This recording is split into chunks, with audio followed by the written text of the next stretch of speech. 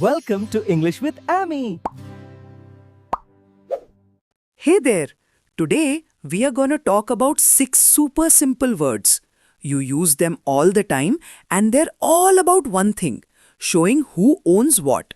It's gonna be easy, I promise. Let's get started.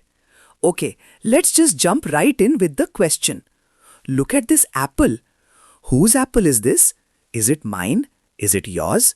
Figuring out how to answer that question is exactly what we are here to do today. So these magic words have a name. They're called possessive words.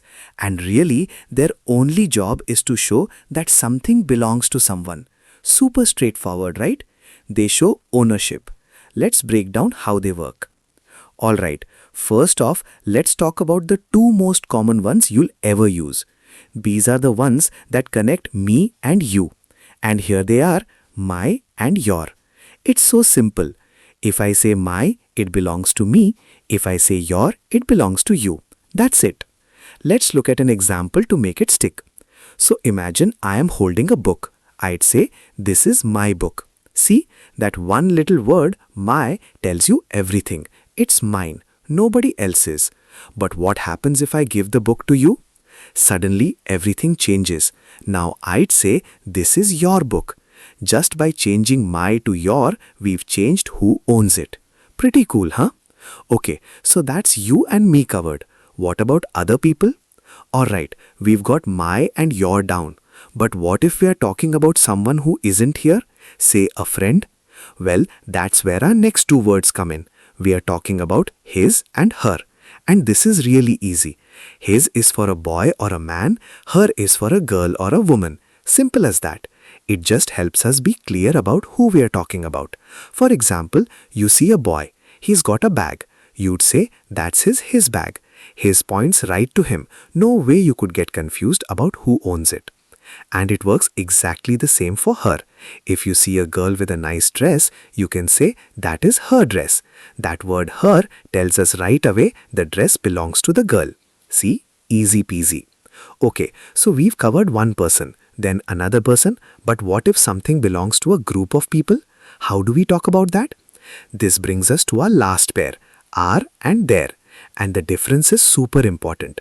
If you're part of the group, you use our. It includes you. But if you're talking about a different group, when you're not in, you use their. Let's say you and your family live in a house together. You would say, this is our house.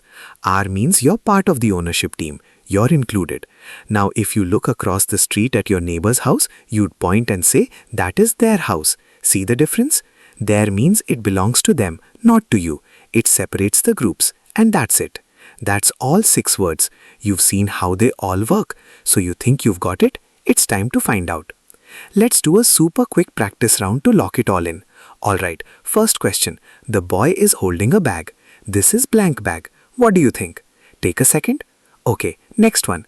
I am holding a book. This is blank book. Which word goes there? You're doing great.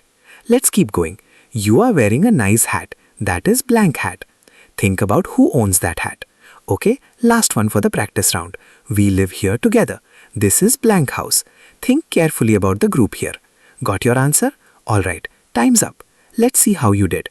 For the boy's bag, the answer is his bag. For the book I'm holding, it's my book. For that nice hat you're wearing, it's your hat. And for the house we live in together, it's our house. So, how did you do? I bet you nailed it. And there you have it. Just 6 simple words, but wow, they make things so much clearer, don't they? So to finish up, I've got one last question for you. Think about it. What is one thing that is completely, totally, 100% yours? Thanks for hanging out with me today.